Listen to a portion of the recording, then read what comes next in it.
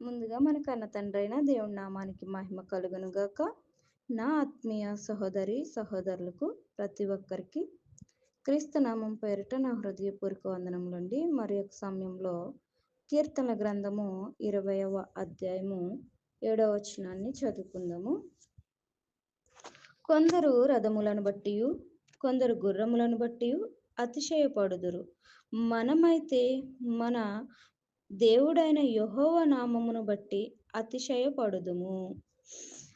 కొందరు మరి మనం చూసినట్లయితే దావీదు నాటికి వారు అతిశయంగా గర్వపడుతూ చెప్పుకుండేవి ఏమైనా ఉన్నవంటే మరి వారు ఉన్నవారు గొప్పవారు అని చెప్పుకోవడానికి తెలియపరచడానికి వారు దేన్ని బట్టి చెప్పేవారంటే రథములను గుర్రములను చూసుకొని వారికి ఉన్న హోదా వాటిని బట్టి అతిశయపడుతూ ఉంటారంట. అతిశయపడేవారు, గర్వపడేవారు. మనము కూడా ఈ రోజుల్లో మనకున్న మన వెనకాల ఉన్న దానిని గర్వపడుతూ గర్వంగా చెప్పుకుంటూ ఉంటాం కదండి. నా బండి ఎంత, నా బైకు ఖరీదెంతో తెలుసా? 2 లక్షలు, 3 లక్షలు. కారు, ఇప్పుడున్న కాలంలో బైకు చాలా డబ్బెట్టుకున్నాన్రా అని గర్వంగా చెప్పుకుంటాం. అందరు చేతుల్లోకి వచ్చిన ఈ ఫోను కూడా మరి మనం చూసినట్లయితే యాపిల్ ఫోను, దాని ఖరీదు ఎంత ఉంటుందండి? 80,000, 90,000, ₹1,00,000 కూడా ఖరీదు చేసే ఫోన్లు ఉన్నాయి. అందరికిలాగా 10,000, 20,000 ఎట్టి కొన్న ఫోన్ కాదురా ఇది, చాలా ఖరీదైన ఫోను. లేకపోతే నాకు పలానా వ్యక్తి తెలుసు, పలానా సీఎం తెలుసు, పలానా పిఎం తెలుసు,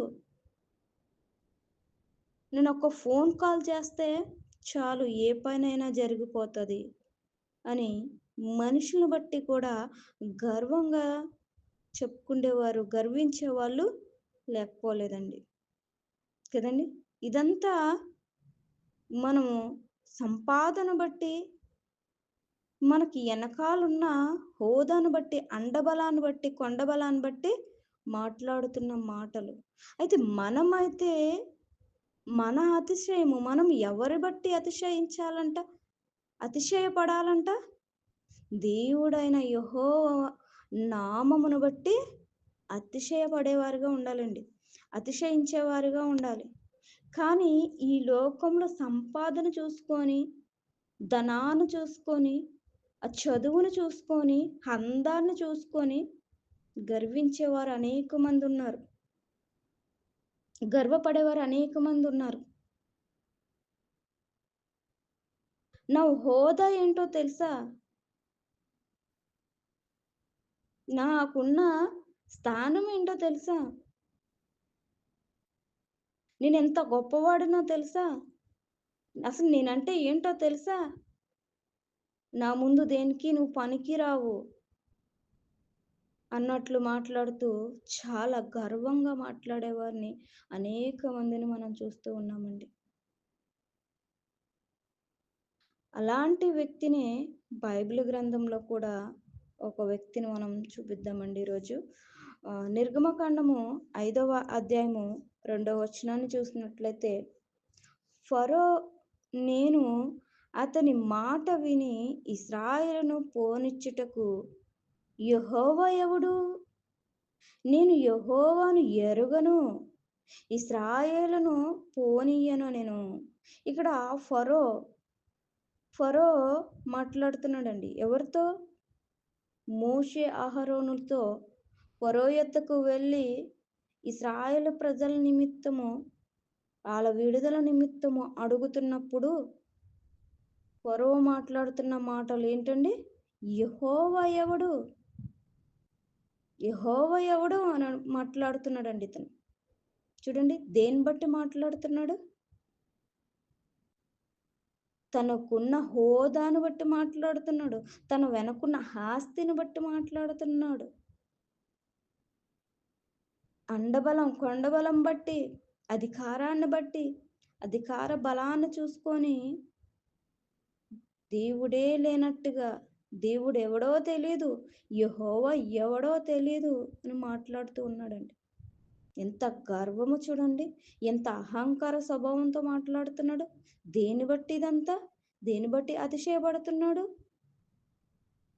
ఆస్తిని చూసుకొని. తనను చిటికె వేస్తే ఎంతోమంది పనువాలు, ఎంతోమంది తన చుట్టూ అధికారులు, తనకు సేవ చేసేవాళ్ళు. అయినప్పటికీ ఇశ్రాయేలును పోనివ్వను.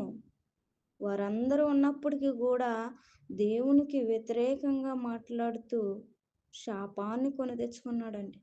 చూడండి, నిర్గమకాండము 12వ అధ్యాయము 29-30 వచనాలు చూసినట్లయితే, ఆ రాత్రి వేళ జరిగినదేమనగా, సింహాసనం మీద కూర్చున్న ఫరో మొదలుకొని చెరసాలలో ఉన్న ఖైదీ యొక్క తొలి పిల్ల వరకు ఐగుప్తు దేశమందలి తొలి పిల్లలందరినీ, పశువుల తొలి పిల్లలన్నిటినీ యెహోవా హతము చేసెను. ఆ రాత్రి ఫరోయు అతని సేవకులందరూ ఐగుప్తీయులందరూ లేచినప్పుడు శవము లేని ఇల్లు ఒక్కటైనా లేకపోయినందున ఐగుప్తులో మహాఘోష పుట్టెను. ఆ రాత్రి వేళ ఫరో మోషే అహరోనులను పిలిపించి వారితో, మీరును ఇశ్రాయేలును లేచి నా ప్రజల మధ్య నుండి బయలు వెళ్ళుడి. మీరు చెప్పినట్లే పోయి యెహోవాను సేవించుడి. మీరు చెప్పినట్లే వెళ్ళి యెహోవాను సేవించుడి అంటున్నాడు. ఎప్పుడండి? ఎప్పుడు మాట్లాడుతున్నాడు ఈ మాటలు? నష్టపోయిన తర్వాత, నష్టం కలిగిన తర్వాత, ఆ దేశమంతటా, ఐగుప్తు అంతటా కూడా మరి తొలిచూలు పిల్లలను చనిపోయిన తర్వాత ప్రతి ఇంటిలోని కూడా ఏం కలుగుతుందండి ఆ సమయంలో? వేదన, కోల్పోయిన పరిస్థితి. ఎప్పుడైతే కోల్పోయాడో అప్పుడు ఏం మాట్లాడుతున్నాడు? అంతకు ముందు ఏం మాట్లాడాడు? అన్ని కలిగి ఉన్నప్పుడు యెహోవా ఎవడు అన్న మాట్లాడిన వ్యక్తి, అన్న మాటలు మాట్లాడిన తాను ఏం మాట్లాడుతున్నాడు? మీరు వెళ్ళి యెహోవాను సేవించండి. తనకున్న గర్వము, తనకున్న అహంకారము, తనకున్న మరి ఆ యొక్క అతిశయాన్ని బట్టి ఎవరిని రక్షించలేకపోయాడు. తన కుటుంబాన్ని తానే రక్షించుకోలేకపోయాడండి, కాపాడుకోలేకపోయాడు. మన అతిశయం మనల్ని కాపాడుతుందండి. మనకెన్నో ఉన్నాయని గర్వం పడుతున్నప్పుడు, గర్వంగా ఉన్నప్పుడు మనల్ని మనం కూడా కాపాడుకోలేము. మన అతిశయం వలన, మన గర్వం వలన, మన అహంకారం స్వభావం వలన మనము నష్టపోతాం తప్ప, మనల్ని మనం మోసపరుచుకుంటున్నాం తప్ప, దాన్ని బట్టి మనము రక్షింపబడలేము. మనల్ని మనం కాపాడుకోలేము. అది ఉన్నంతసేపు వెర్రవీగుతూ, గర్వంగా మాట్లాడుతూ, నాకేంట్లే అన్న విధానంలో ఉంటున్నాడేమో. ఎవరు? ఫరో ఏ విధంగా ఉన్నాడో ఆ విధంగా అహంకార స్వభావంతో ఉన్నామేమో. ఆ అహంకారం వలన, ఆ అతిశయం వలన ఏం జరుగుతుందండి? మనల్ని మనమే మోసపుచ్చుకుంటున్నాం, నాశనాన్ని తెచ్చుకుంటున్నాం. ఎన్నో నష్టాలని దీని వలన, ఎన్నో కుటుంబాలు కూడా పాడైపోయే పరిస్థితి అండి. ఈ గర్వం, అహంకారం వల్ల. నేను తగ్గేదేంటి? నేనెందుకు తగ్గాలి? నేనెందుకు తగ్గించుకొని ఉండాలి? అన్న అహంకార స్వభావంతో, గర్వంతో వెర్రవీగుతున్న వాడికి ఏమొస్తుందంట? తను తానే చెరుపుకుంటాడు, నాశనం కొని తెచ్చుకుంటున్నాడు. దేవుని దృష్టిలో మానవుడు ఎంతవాడండి? ఎంతవాడు? ఒట్టివాడు, ఎన్నిక లేనివాడు కదండి. ఎన్నిక లేనివాడు. కానీ ఏమనుకున్నాడు ఫరో? గొప్పగా తన్ను తానే గొప్పగా అనుకొని దేవుడే లేడన్నట్టు యెహోవా ఎవడని విర్రవీగినతనముతో తన్ను తాను ఎంతగానో మరి గర్విష్ట హృదయంతో మాట్లాడాడండి. అందుకే గలతీయులు రాసిన పత్రికలో ఒక మాట ఉంటది కదా! 6వ అధ్యాయం 3వ వచనంలో చూస్తే, ఎవడైనను వట్టివాడయుండి తన్ను ఎన్నికైన వాడనని ఎంచుకొనిన ఎడల తన్ను తానే మోసపరుచుకొనును. తన్ను తానే మోసపరుచుకుంటున్నాడంట. దేన్ని బట్టి? గర్వాన్ని బట్టి. గర్వాన్ని బట్టి, అహంకార స్వభావాన్ని బట్టి తన్ను తాను హెచ్చించుకుంటూ, తన్ను తాను గొప్పవాడుగా అతిశయపడుతూ ఏం తెచ్చుకుంటున్నాడంట? మోసపోతున్నాడు. మోసపోతున్నాడు మానవుడు. మరికొందరు చూస్తే విద్యను బట్టి, జ్ఞానాన్ని బట్టి తన్ను తాను చెరుపుకుంటున్నాడంట. చెడును ఆధారము చేసుకొని చూడండి, యెషయా గ్రంథము 47వ అధ్యాయము 10వ వచనాన్ని చూస్తే, నీ చెడుతనమును నీవు ఆధారము చేసుకొని ఎవడును నన్ను చూడడని, దేనిని ఆధారం చేసుకొని? చెడుతనమును ఆధారము చేసుకొని నన్ను ఎవడు చూడడని అనుకుంటివి. నిన్ను నన్ను నేను తప్ప మరి ఎవ్వరును లేరని నీవు అనుకున్నట్లుగా నీ విద్యయు నీ జ్ఞానమును నిన్ను చెరిపివేసెను. ఇది ఎటువంటి అతిశయము, ఎటువంటి గర్వమండి? ఉద్యోగము, ఒక విద్యను బట్టి, ఆ విద్యలో ఉన్న జ్ఞానమును, ఆ విద్యలో ఆ యొక్క ఉద్యోగం, ఆ విద్యను బట్టి, ఆ జ్ఞానమును బట్టి, తను సంపాదించుకున్న ఆ ఉద్యోగాన్ని బట్టి దేన్ని ఆధారం చేసుకుంటున్నాడు? మంచిగా ఆధారం చేసుకుంటలేదు. తనకున్న జ్ఞానాన్ని బట్టి, తనకున్న జ్ఞానము, తనకున్న విద్యను బట్టి దేవుని కొరకు ఉపయోగించడం, దేవుని కొరకు వాడబడడం. ఈ ఉన్న జ్ఞానము, దేవుడు నాకు ఇచ్చిన ఈ జ్ఞానమును, ఈ విద్యను దేవుని కొరకు ఉపయోగించాలి అన్న విధంగా లేడండి. ఆ విధంగా అతిశయించట్లేదు. ఆ విధంగా గర్వపడట్లేదు. దేనికి ఉపయోగిస్తున్నాడు? దేవుని కొరకు కాక చెడుతనమును ఆధారం చేసుకుంటూ, చెడు పనులు చేస్తూ, ఎవరు చూడట్లేదులే, నేనేమి చేసినా తప్పు లేదులే, మరెవ్వరూ లేరులే అని తన్ను తాను ఏం చేసుకుంటున్నాడంట? విద్యను చూడండి, చదువుకున్న వారు మహాజ్ఞానులని చెప్పుకుంటూ ఉద్యోగాలు సంపాదించుకుంటున్నారు. ఒక పోలీసుని చూడండి, ఒక డాక్టర్‌ని చూడండి, వారికున్న విద్యను, వారికున్న జ్ఞానమును చెడుకు ఉపయోగిస్తున్నారు. ధనం సంపాదించుకోవడానికి ఉపయోగిస్తున్నారు. రక్షించవలసిన రక్షక భటుల్లాగా ఉన్న పోలీసులు ఏం చేస్తున్నారండి? ఎన్నో తప్పుడు మార్గాలు వెళ్తూ ఆ యొక్క జ్ఞానమును చెడు మార్గంలో ఉపయోగపడుతూ, మరి ధనాని కొరకు ఎన్నో విధాలుగా సంపాదించుకోవడానికి వారి జ్ఞానమును ఉపయోగిస్తున్నారు. డాక్టర్లు కూడా వారి యొక్క జ్ఞానమును లోకానుసారంగా మరి ధనము కొరకు ఉపయోగపడుతుంది గానీ, న్యాయము కొరకు ఉపయోగించేవారు అతి తక్కువ మందండి. వారు కూడా ఉన్నారు. న్యాయంగా మరి ఏ విధంగా కూడా చెడు మార్గంలో వెళ్ళకుండా న్యాయంగా సంపాదించే వారు కూడా ఉన్నారు. లేదని నేను అంటలేదు గానీ, అయితే ఎక్కువ శాతం మనం చూస్తున్నాం ఇప్పుడు. అన్యాయాలు, అక్రమములు దేన్ని ఆధారం చేసుకుంటున్నారు వీరు? వారి జ్ఞానమును, వారి విద్యను ఉపయోగిస్తూ, వారు దాన్ని ఆధారం చేసుకుంటూ గర్వంగా చెడు త్రోవలో నడుస్తూ ఉన్నారండి. చెడు మార్గంలో నడుస్తున్నారు. ఈ గర్వము, ఈ అహంకారాన్ని బట్టి ఏం చేస్తున్నాడండి? తన్ను తాను చెరుపు వేసుకుంటున్నాడు, పాడు చేసుకుంటున్నాడు, నాశనాన్ని కొని తెచ్చుకుంటున్నాడు, నష్టపోతున్నాడు. అందుకే సామెతల గ్రంథంలో ఒక మాట ఉంటది కదా! సామెతల గ్రంథం 16వ అధ్యాయము 18వ వచనంలో, నాశనమునకు ముందు ఏమి నడుస్తుందండి? గర్వము నడుస్తుంది. పాడైపోవుటకు ముందు అహంకారమైన మనస్సు నడుచును. నాశనం, నిన్ను నాశనం చేస్తుంది. నీ గర్వమే నిన్ను నాశనపరుస్తుంది. నీ అహంకార స్వభావం నిన్ను నాశనం చేస్తుంది. నాశనం నాశనానికి నడిపిస్తుంది. ఫరో జీవితంలో కూడా ఏమైందండి? గర్వపడ్డాడు, గర్వించాడు, గర్వంగా మాట్లాడాడు, అతిశయపడ్డాడు. తను తాను ఎంతగానో మరి గొప్పవాడుగా ఎంచుకొని యెహోవా ఎవడు నాకు తెలియదు అని మాట్లాడుతూ తన్ను తాను ఎంతగానో మోసపరుచుకున్నాడు.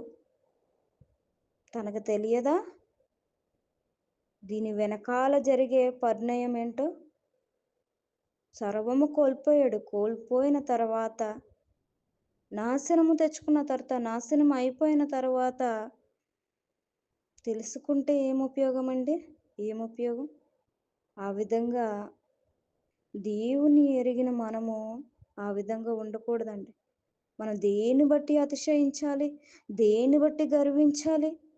ఫరో వలె లోకంలో ఉన్నదానిని చూసి, అండను చూసి, అధికారం చూసి, తన హోదాను చూసి గర్వించకూడదండి. అవేవి కూడా రక్షించలేకపోయినాయి ఆ రోజు. ఎంతో డబ్బు, ఎంతో ధనం ఉంది, ఒక అధికారంలో ఉన్నది. అయినప్పటికీ తన యొక్క ఐగుప్తు దేశంలో ఉన్న వారందరినీ రక్షించగలిగిందా ఆ ధనము, ఆ అధికారము? ఏది కూడా రక్షించలేకపోయింది కదండి. నాశనం అయిపోయే వరకు, నాశనం తెచ్చుకునేదాకా కూడా వారు యెహోవాను తెలుసుకోలేకున్నారు. కాబట్టి మన అతిశయము, మన గర్వము మనలను పాడు చేస్తుంది, మనల్ని రక్షించదు. నీ అతిశయం నిన్ను రక్షిస్తుంది అనుకుంటున్నావేమో. గర్వంగా చెప్పుకుంటే, గర్వంగా నాకు అవున్నాయి, ఇవున్నాయి, ఎన్నున్నా ఏం ఉపయోగము? మన జీవితంలో దేవుడు లేకపోతే నాశనమే, నిత్య నరకమే, నిత్య అగ్నిగుండంలోనికి పాత్రలు అవుతామండి. కాబట్టి పౌలు గారు సమస్తమును కూడా దేనితో ఎంచుకున్నాడు? పెంటతో ఉంచుకున్నాడు. పెంటతో ఎంచుకొని సమస్తాన్ని విడిచిపెట్టాడు. దేని కొరకండి? ఒకప్పుడు చాలా గర్వంగా చాలా అతిశయంగా ఉండేవాడు. ఎప్పుడైతే క్రీస్తు చేత పట్టబడాడో అప్పుడు తనలో ఉన్న గర్వాన్ని తీసివేసుకున్నాడు. ఎప్పుడైతే తనను తాను దేవుని కొరకు, దేవుని పనిలో నేను ఉండాలి, క్రీస్తులా బ్రతకాలి అనుకున్నాడో తన్ను తాను ఎంతగానో తగ్గించుకున్నాడండి. కాబట్టి నా కొరకు నీతి కిరీటం దాచబడి ఉంది అని గర్వంగా చెప్పుకున్నాడు. నా మట్టుకైతే బ్రతుకుట క్రీస్తే, చావైతే లాభము అని ఎంతో గర్వంగా చెప్పుకున్నాడు. ఎంతో గర్వంగా దేవుని ప్రకటించాడు. చావైనా బ్రతుకైనా వాక్యము నిమిత్తం మరణించిన వారు అనేక మంది ఎంతగానో దేవుని యందు నా మట్టుకైతే బ్రతుకుట క్రీస్తే అనే పౌలులాగా గర్వంగా చెప్పుకోగలుగుతున్నామా? ఇక్కడ ఏమంటున్నాడండి ఆయన? మనమైతే దేవుడైన యెహోవా నామమును బట్టి అతిశయపడుదుము. దేవుని బట్టి అతిశయపడేవారుగా ఉన్నామా? వాక్యాన్ని బట్టి అతిశయపడేవారుగా ఉన్నామా? ఒక పౌలు చూడండి, మోషే చూడండి, సమస్తాన్ని విడిచిపెట్టాడు. పౌలు సమస్తాన్ని విడిచిపెట్టాడు. అబ్రహాము గారు సమస్తాన్ని విడిచిపెట్టాడు. విడిచిపెట్టి నా అతిశయము, నా గర్వము ఈ లోక సంపాదన కాదు, ఈ లోక అధికారము కాదు, ఈ లోకంలో ఉన్నది కాదు, నా దేవుడైన యెహోవా క్రీస్తులా నేను బ్రతికి జీవించాలి. ఆయన దేవుని కొరకు, మా కొరకు ఎంతగానో తను తాను తగ్గించుకున్నాడు. అలా మేము కూడా బ్రతకాలి. బ్రతకాలంటే, అలా జీవించాలంటే దేవుని కొరకు తెలుసుకునేవారుగా ఉండాలండి. మనల్ని రక్షించేది, మనల్ని కాపాడేది మనకు ఉన్నద అతిశయము, మనకున్న గర్వాన్ని బట్టి మనల్ని మనం రక్షించుకోలేము గానీ, వాక్యాన్ని బట్టి మనము నెమ్మది పొందగలం. దేవుని మాటను బట్టి, యెహోవా నామమును బట్టి అతిశయపడాలి. యెహోవా నామమును బట్టి గర్వంగా చెప్పుకోవాలి. నేను ఏమున్నా లేకపోయినా నా దేవుని బట్టి నేను బ్రతుకుచున్నాను. ఏమున్నా లేకపోయినా నాలో వాక్యాన్ని బట్టి నేను ఆనందించగలుగుతున్నాను, సంతోషించగలుగుతున్నాను. దేవుని మాటను బట్టి నేనెంతో సంతోషంగా ఉంటున్నాను. ఎంతో ఆనందంగా ఉంటున్నాను అని గర్వంగా చెప్పుకునే వారిగా ఉన్నామండి. ఈ లోక ధనము కంటే, ఐగుప్తు ధనము కంటే క్రీస్తు విషయమే నింద గొప్పదంటున్నారు మోషే. కదండీ! మరి అంత, అంత గర్వంగా, అంత గొప్పగా మనమైతే మాట్లాడుతున్నామా? మనమైతే చెప్పుకుంటున్నామా? బ్రతికితే క్రీస్తు కొరకే అని పౌలు గారు అంటున్నారు. చావైతే మేలంటున్నాడు. అలా మనం మాట్లాడగలుగుతున్నామా? దేవుని బట్టి అతిశయించగలుగుతున్నామా? లోకాన్ని బట్టి అతిశయిస్తే నాశనాన్ని, మరణాన్ని కొని తెచ్చుకుంటాం. అది దేవుని బట్టి అతిశయిస్తే, వాక్యాన్ని బట్టి దేవుని ప్రకటించడంలో గొప్పగా, గొప్పగా గర్వంగా చెప్పుకుంటే మనల్ని మనం రక్షించుకుంటమే కాదు, మన కుటుంబాన్ని కూడా మనము రక్షించుకొని ముందుకు నడిపిస్తుంది.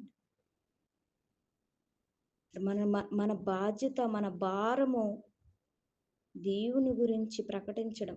ఆయన గురించి గొప్పగా ప్రజలకు తెలియపరచడం. అదండి మన అతిశయం. అదండి మన యొక్క గొప్పతనము. దేవుని యొక్క గొప్పతనాన్ని తెలియపరచడం. ఈ లోకంలో ఉన్న ధనము, అండబలము, కొండబలము, ఆస్తి అంతస్తులను బట్టి మనల్ని మనం రక్షించుకోలేము గానీ, యెహోవా నామమును బట్టి, వాక్యాన్ని బట్టి మనం రక్షించుకుంటమే కాదు గానీ, మన కుటుంబాన్ని రక్షించి, వాక్యపు వెలుగుబాటులో నడిపించే వారిగా ఉండాలని కోరుకుంటూ, ఈ కొద్ది మాటలను ముగిస్తున్నాను. దేవుడి నామానికి మహిమ కలుగును గాక. దేవునికి మహిమ కలుగును గాక. వందనములమ్మ అందరికి.